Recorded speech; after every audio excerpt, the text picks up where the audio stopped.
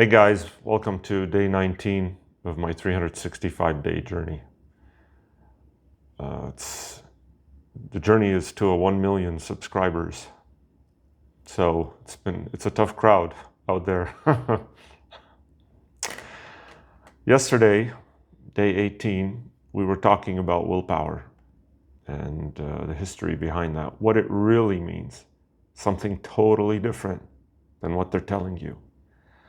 It's like they stripped you of all your power and capability and just told you every word has now a double meaning. Just keep your head down, work your ass off, don't ask questions. Be docile. Don't dream. It's so unfortunate. I had to go back 100 years to find out what the will is. And that was yesterday's video. So today we're going to build on that, like I said we would, and we're going to do something that's really beneficial to you. So I hope that you will stick with me till the end here. It's going to be very useful, very valuable. We're going to apply it practically in your life. How can you use your willpower, thanks to the West and the powers that be, for adding the word power to the will. It was totally unnecessary, but they did it. So most people think that willpower is about forcing yourself to act, pushing harder, trying more. But William James, the psychologist from the early 1900s, late 1800s, one of the founders of modern psychology, he saw it differently. And so did everybody in his time. He believed that real will isn't about strain, it's about attention. That was the popular understanding back then. So what you hold in your mind shapes what you do. You know that. And if you can hold the right idea clearly and long enough, action follows. It makes complete sense. So in this video, we'll break down James' powerful insight on how to choose, act, and build lasting change. Not by force, but by focus. I've organized my presentation into 5 parts for you. So without delay, let's get started with Part 1. Attention is will. William James defines willpower not as brute force, raw effort, but as the effort of attention. When you can hold a difficult, again, it's not just how he's defining it. Everybody understood it to be that way back then. When you can hold a difficult or competing idea clearly and steadily in your mind, despite distractions or impulses, you're exercising true will. So if you want to achieve something, train your attention. Keep your mind focused on that goal, the image, or the ideal again and again. Repeated attention is the beginning of realization. James writes, the essential achievement of the will, when it is most voluntary, is to attend to a difficult object, the thought, the goal, the desire, whatever it is, and hold it fast before the mind. So he says doing that is the Fiat. It's not the car brand, not the car maker. They've appropriated everything. Fiat comes from Latin, and it means let it be done. So James used it to signify a voluntary mental affirmation, a willed yes. So you will something, you hold it in your mind, give it attention, and then you commit to it. You decide, yes, you make a decision for it and let it be done. That's what he means by Fiat. I may be referring to that word later on. You'll get it. In other words, the will isn't some mystical force or brute internal command. It's the act of holding one idea in place, especially when others try to push it out. Other ideas like I'm tired, I'm lazy, I don't want to do that. It's too complicated. What are they going to say, right? So that you understand. This effort of attention is the defining feature of volition. This is another word. I'm not going to introduce too many words to you here, okay? Just volition is just attention plus effort, okay? Volition. Look it up. It's a great word. It sounds great. So effort of attention is thus the essential phenomenon of will. The will, my will. Effort of attention. Making an effort to keep your attention on an idea, on a desire, on something you want, on a dream. That's your will. So the takeaway from this, part one, to will something into existence, you must keep it in your mind, even when it's difficult, boring, or inconvenient. Keep watching this video, right? Exercise your will. Attention is action's forerunner. Okay, we're going to get to action, taking action, which is not part of willing, but it leads to action. What dominates your attention shapes your behavior and ultimately your reality. That makes total sense. But what we're not doing in real life is we don't maintain attention. We don't keep the things we really desire, the things we really want. We don't keep them in our attention. We're just constantly distracted, and then we're constantly bombarded, just outside of our minds, but also inside of our minds with these competing ideas of why it can't be done, what else would you rather do, what's the easy way out, how would you feel, right? So things like that. So it's the battle of ideas in the mind. James points out that in the grip of passion, wisdom doesn't fail because it's invalid, but because it cannot gain a foothold. The difficulty is mental. It is that of getting the idea of the wise action to stay in our mind at all. That's what he says. So if others, meaning ideas, by chance offer themselves, they are instantly smothered and crowded out.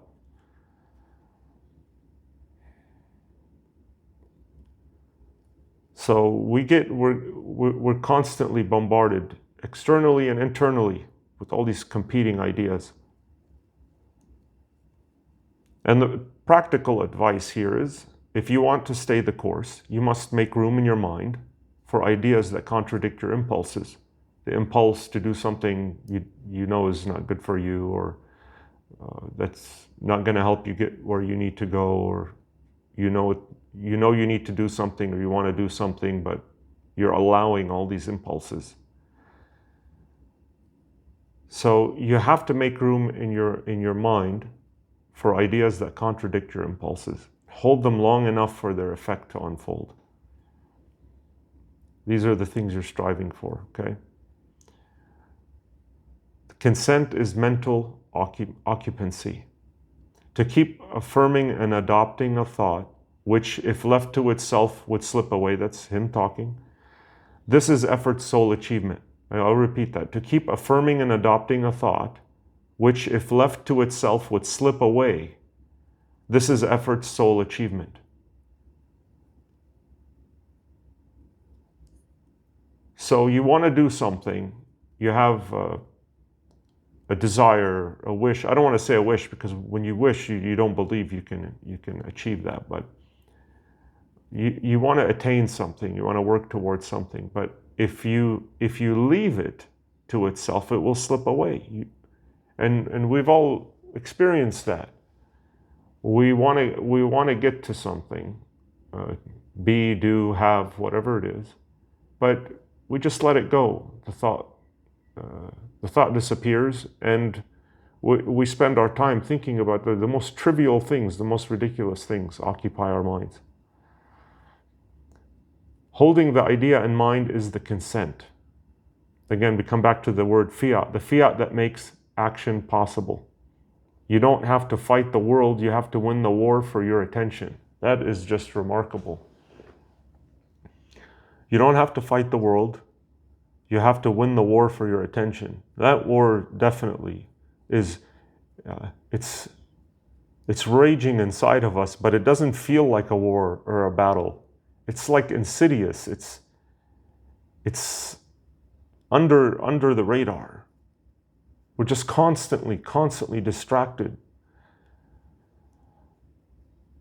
What you attend to, you become. If any thought does fill the mind exclusively, such filling is consent, right? So if you think about one thing exclusively, you're consenting to it. Makes total sense. The thought for that time, at any rate, carries the man and his will with it. Makes sense. So, in other words, you go where your attention goes.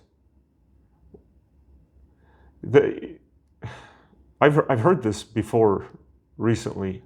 You've got these popular influencers in maybe personal development or motivation or whatever online, and they're just saying these things as if they invented them. Nobody's giving credit to anybody anymore. They're just taking credit for themselves, repackaging things and looking like geniuses online. It's so unfortunate.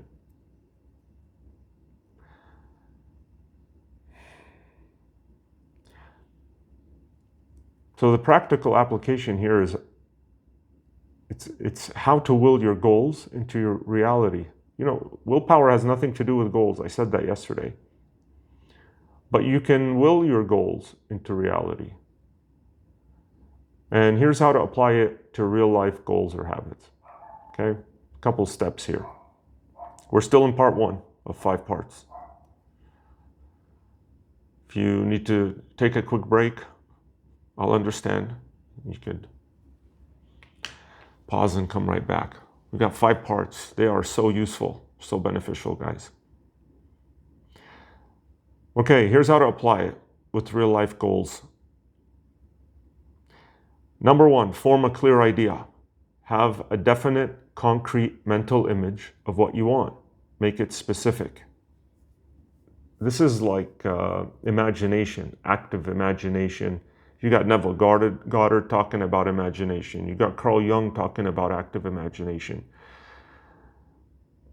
So have a definite, concrete mental image of what you want. Make it specific.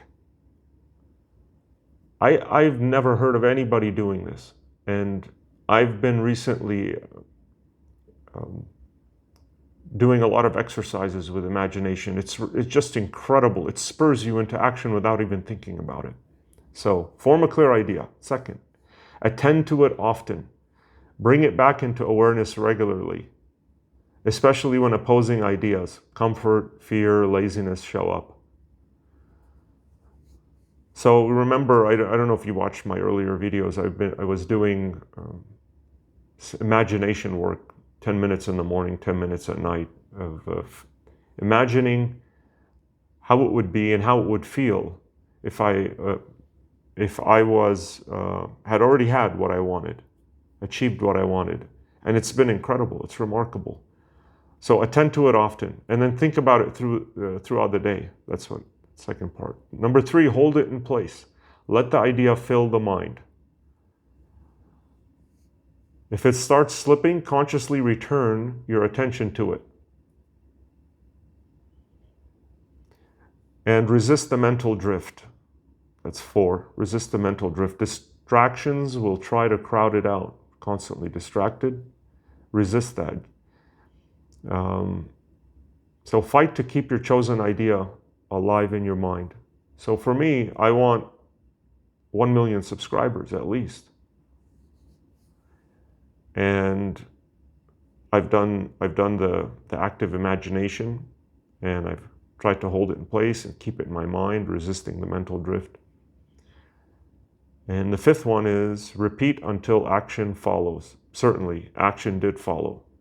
All of the things that held me up, that stopped me, the mental blocks and constraints or limitations and things like this, they just really all went by the wayside, and just the action just followed effortlessly.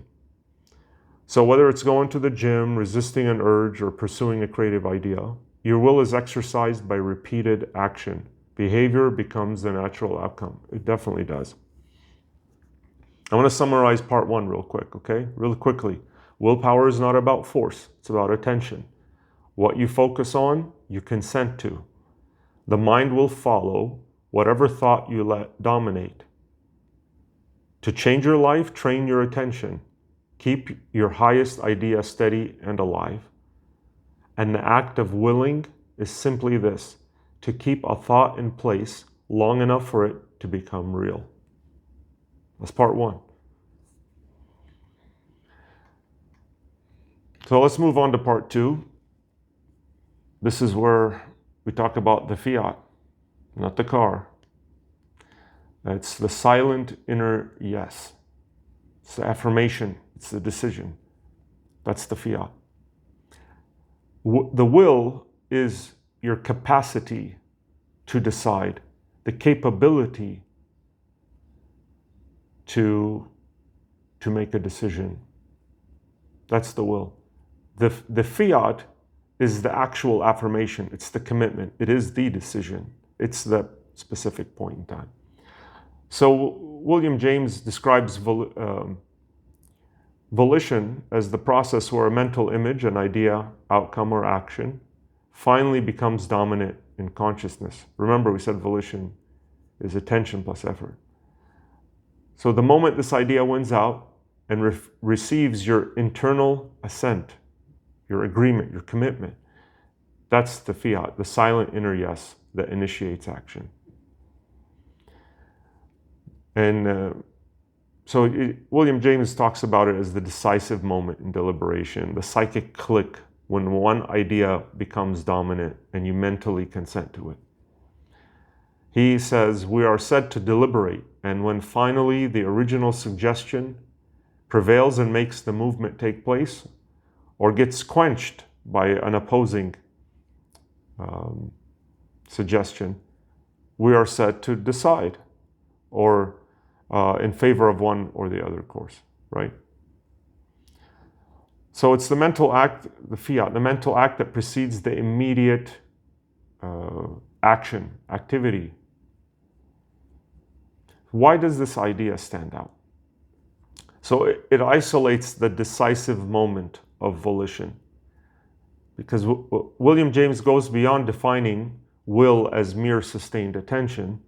He highlights the turning point, the moment an idea wins dominance in your mind and you fully consent to it. So this agreement is not about trying harder or maintaining focus. It's about deciding which idea dominates and embracing it internally. It reframes decision-making and being stuck.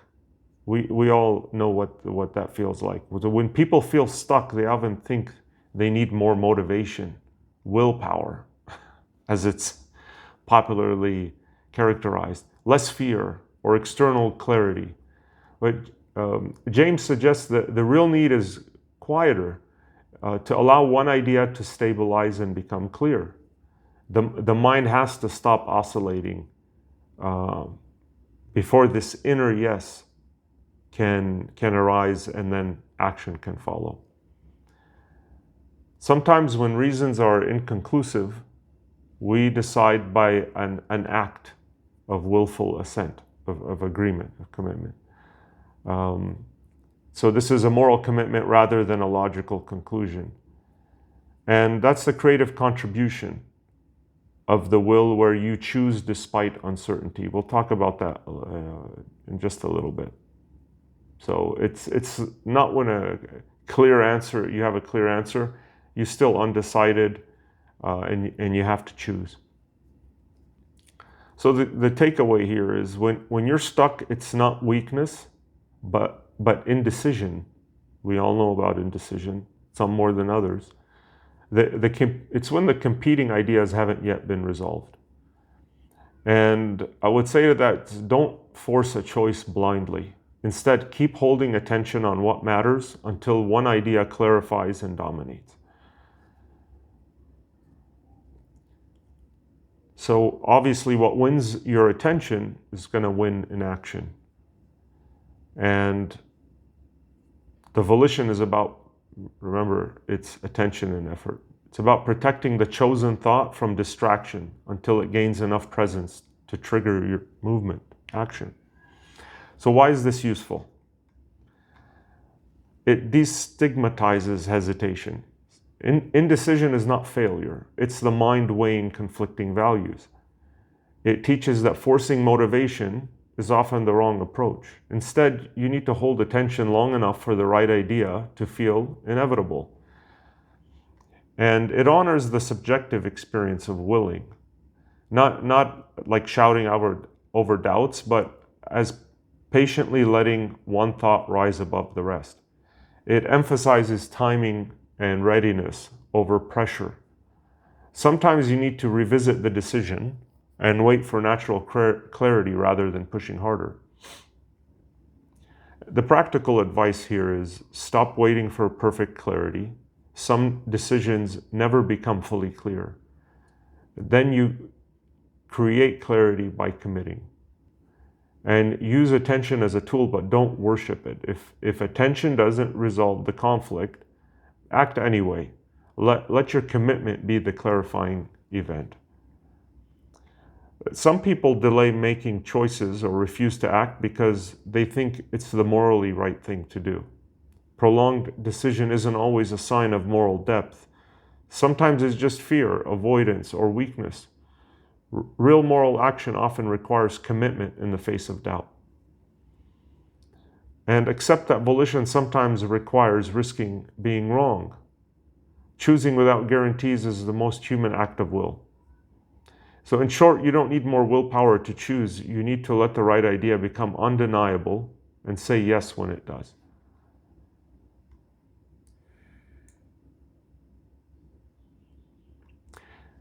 Moving on to part 3. You don't will muscles, you will ideas. William James argues against the traditional idea that we directly will movement, action, muscular movement. Instead, he shows that we will the idea of a movement, not the muscles themselves. The brain doesn't generate a special motor feeling that controls the limbs. Instead, what we experience is a mental image or movement, kinesthetic idea of a result, and the body acts automatically and unconsciously. We don't command our muscles, we just picture the outcomes. And the idea of movement is simply the anticipated sensory consequences of a movement. The insight here is that if we clearly picture the end, the result of the action, the nervous system recruits the required pathways without our needing to consciously direct individual muscles. He put it this way: the idea of the end tends more and more to make itself all-sufficient. So in other words, our mind doesn't think contract the deltoid or the muscle. It thinks raise the arm. And what it actually imagines is the feel and sight of the raised arm, and the rest happens reflexively. Voluntary movement is driven by mental images. This led James to make an elegant conclusion. So he says every representation of a movement awakens in some degree the actual movement. That's like when you imagine making a basket or a shot, and like you play it in your mind a few times, and then you actually do it, and you do it better than you did before. So what's the practical takeaway here? Don't force effort. Build a vivid and accurate mental picture of what you want to do or achieve. And think in sensory images. Imagine how success looks, feels, and sounds, especially in bodily terms. Let the body follow. The image is the trigger. The more clearly you hold the end, the more naturally and precise the action emerges. And the principle applies across life, from athletic performance to habit formation, from writing to speaking. The more specific and your mental image, the more seamless your action becomes. And James says, keep your eye on the place aimed at, and your hand will fetch it. Think of your hand, and you will very likely miss your aim. Makes complete sense. Let's move on to part 4. So we got part 4, part 5, and then we'll just wrap it up. So part 4 is in simpler acts, no effort is needed. Most of what you do all day, tying your shoes, typing, speaking, chewing, brushing teeth, it requires no conscious effort. These aren't acts of deep decision. They're simply responses to ideas that flash across your mind. And James calls this ideomotor action. It's the automatic unfolding of behavior as soon as a matching idea appears in consciousness. And he defines it as wherever movement follows unhesitatingly and immediately the notion of it in the mind, we have this thing called ideomotor action. We think the act and it is done. He says, and that is all that introspection tells us of the matter. There's no trying, no struggle, no willpower. You don't decide to swallow a bite of food once it's in your mouth. It just happens. You don't need to psych yourself up to reach for your cup of coffee. The image of it pulls your body into motion, much like gravity. These behaviors feel effortless because the mind has already formed strong associations between the idea of an outcome and the physical path to achieve it. Your body becomes a servant to your thought, obeying its pictures with minimal friction. William James says, all the acts of our daily life happen in this way. Standing up, walking, talking, all this never demands of a distinct impulse of the will, but is adequately brought about by thought. And why is this so powerful? Action flows from unopposed ideas. A thought becomes action when it's not blocked by other competing thoughts. That's the key. If there's no inner debate, the body just acts. No decision is needed because nothing is resisting. And repetition builds fluency. Fluency kills friction. The more often a thought leads to the same action, the more effortlessly that action reoccurs. And that's how habits are installed. Through practice, the brain forges direct links between certain cues, like brushing your teeth before bed, and responses, reaching for the toothbrush without needing a fresh decision each time. Your consciousness is already impulsive. James writes, consciousness is in its very nature impulsive. It's very interesting to think of it that way. Every idea has a degree of push. Think of catching a falling glass. The idea of it breaking floods your mind and your hand lunges before you decide. If an idea has enough clarity and no strong rival, action will follow spontaneously. So what's the practical takeaway for building habits? First, we visualize the outcome clearly. Let your new habit live in a simple, sensory-rich image. Picture the finish, not the effort. Your nervous system responds best to what's vivid and concrete. Second, don't will the action, prime it. You don't need more force, you need clearer imagery, stronger cues, and fewer inner obstacles. Plan the idea often and let it trigger behavior. And repetition creates reflexes. And the more often a cue leads to an action, the less thought it requires. In time, every hard habits become automatic. Even hard habits become automatic, just like reaching for your phone when it buzzes. Next, use the environment to shape your stream of thought. Your surroundings influence what ideas enter your mind. If you want to read more, leave a book in plain view. Want to move more, set your shoes by the door. These ideas, once seen, don't just sit there, they pull on you. So don't fight to change yourself. Train the image, make it easy, let the idea do the work. The final part, part 5, and then we'll summarize quickly all the parts. It's repetition builds strength. That's part 5. So will is not a single heroic act, but it's a process. What begins as a choice becomes easier to choose again. Every time you act on an idea, you strengthen its hold on your nervous system. This is the essence of forming habits. It's not mystical, it's not dramatic, but it's a compounding of attention and action. When you act on an idea once, it becomes more familiar. If you repeat the act, the mental path gets smoother. Eventually, the idea leads to action without hesitation. Just as tying your shoes no longer requires conscious deliberation. The mind builds tracks. So the more often a cue leads to an action, the less thought it requires. And why does repetition matter? First, the action reinforces the idea.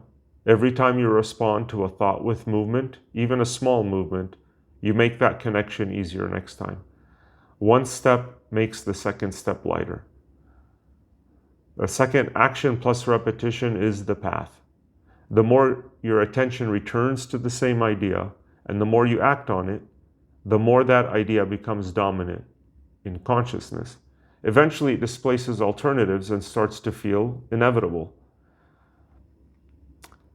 Third, will is directional. It's not explosive. Will isn't always a surge of force. Often, it's not a heroic lunge, but a repeated inner leaning toward the same choice. And let's see here. So it's repetitions, returning to the same idea, choosing it again and again until it no longer needs choosing. It becomes a reflex. So what are the takeaways for strengthening the will? Start small, but just start. And the first time you act on a good idea is the hardest. Don't wait to feel strong. Act a little to break the inertia. And then repeat the choice. Come back to the idea, re-choose it. Strength doesn't come from intensity, it comes from frequency. And then make it easier to repeat. Use your environment, rituals, reminders. Make the idea show up often and clearly, and action will follow. And notice when an idea gains traction. If something feels easier than it did last week, you're building momentum. Keep going. You're teaching your new nervous system a new normal. And then forget the lapse, but return. If you lapse on this, falling off doesn't reset the path. Every past repetition still counts.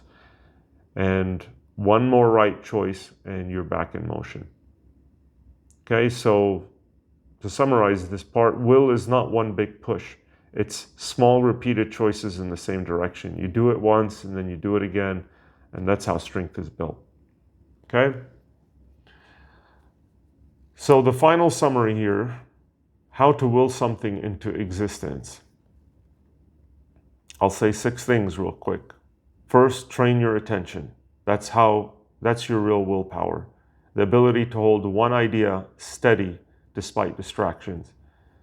Feed your mind the right ideas. Second, feed your mind the right ideas. Let clear, specific mental images fill your awareness. Third, say yes when one idea feels right. So that's the silent agreement. That's the fiat. It's when the will acts. Fourth, don't force action. Picture the result instead. The image will guide the body. The fifth, repeat the act. Each choice makes the next one easier. And finally, strength isn't a surge, it's consistency. Choose the same direction again and again. And finally, you become what you attend to, and what you attend to, you begin to do. So that's it for day 19. Thank you for joining me, and please look out for day 20. If you found this to be useful, please share it with a friend, and don't forget to like and subscribe. Thank you.